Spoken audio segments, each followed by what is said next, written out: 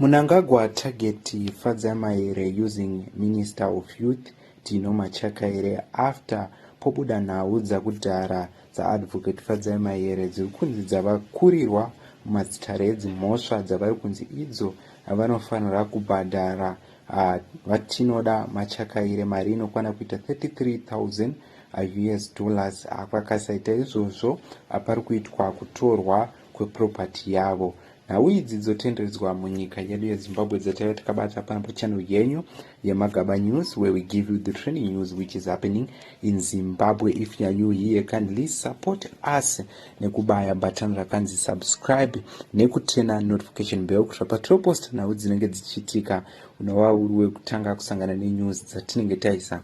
Today taiva takabata nhau iri kuonekwa neveruzhinji kuti chikwata chebato reZANUPF chotakeda Fadzayi Mahere over Act of 2030 agenda of Mnangagwa after she denies to endorse nhau ye2030. So advocate Fadzayi Mahere vane nhau dzavo dzavakamonetsana navatinoda Machakaire in July 2025 inova iri nhau yakatenderedzwa ichitaurika munyika yedu yeZimbabwe, apo pachinongedzwa vatinoda Machakaire kuti vari kuwanikwa vari panhau yechiitiko chaitsanangurwa checorruption chemari yaikwana kuita iyo $8 million US.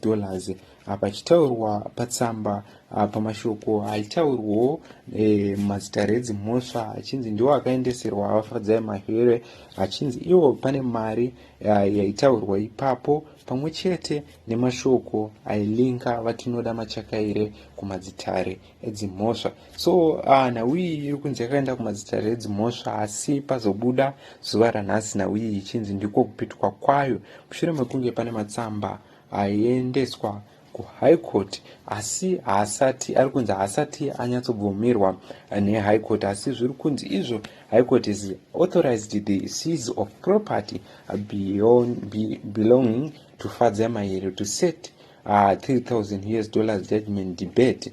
Inova iri nhau yaita kuti veruzhinji vaone kuti inhau yechiitiko che2030 ende inhau yekuvhoisa kuri kuita Fadzayi Mahere. Toziva kuti kuvanhu vechikadzi vari kuvhoisa panhau dze2030 kuramba, tiri kuona kuti Fadzayi Mahere ndiye akanyanya kumira pachiitiko ichi. Vanhu vaimbotarisira Linda Masarira, asi akaonekwa achitoindoza kuti vaMnangagwa vasvike 2030. According to news maererano nenhau dziri kutenderera, a recently court decision involving opposition politician and lawyer Fadzayi Mahere has ignited renewed political debate in Zimbabwe, with critics and supporters offering a sharply different interpretation of the ruling and its broader implication.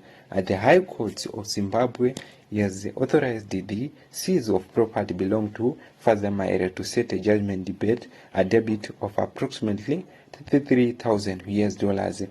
The order followed a case brought by Tinoda Machakaire, who successfully sued Mahere after a court dispute linked to a previous statement made on social media.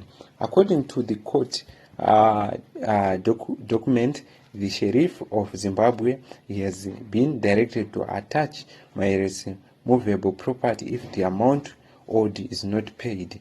If sufficient movable assets cannot be found, the order allows a further legal step involving a movable property in order to recover the outstanding amount.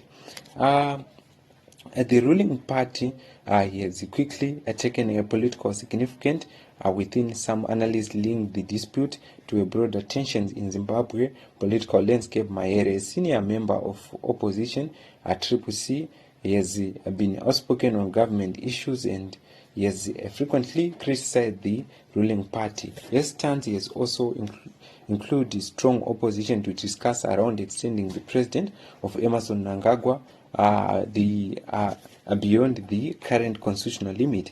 In recent months, debate has intensified around what supporters of the ruling party ZANUPF have described as the Vision 2030 development as a national economic blueprint aims at transforming Zimbabwe into an upper middle income. However, critics in opposition urge that some political actors have attempted to link the development agenda with the proposal that could extend President tenure. Sometimes the government has repeatedly denied. Mahere has been among those who publicly reject calls for endorse any political initiative that could interpret as altering constitutional term limit. Her position has placed her at the center of heated online and political debates. As supporters of Machakaire, who is also government minister, add that the court decision is purely legal matters arising from defamation proceeding and should not be interpreted through a political lens. And they say the judiciary acted independently and followed established legal procedures. So muri Zimbabwe ndozvo zviri kubuda, ndo mashoko ari kubuda pamusoro pechitiko ichi.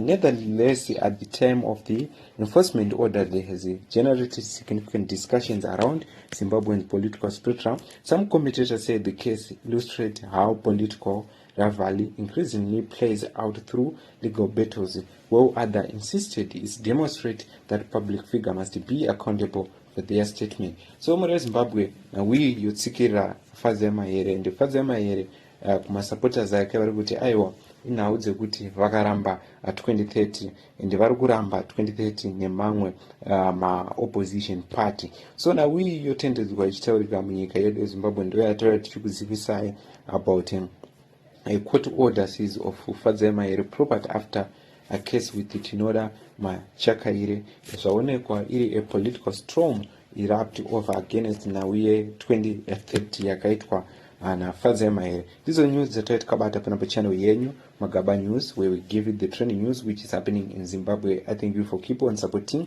our YouTube channel.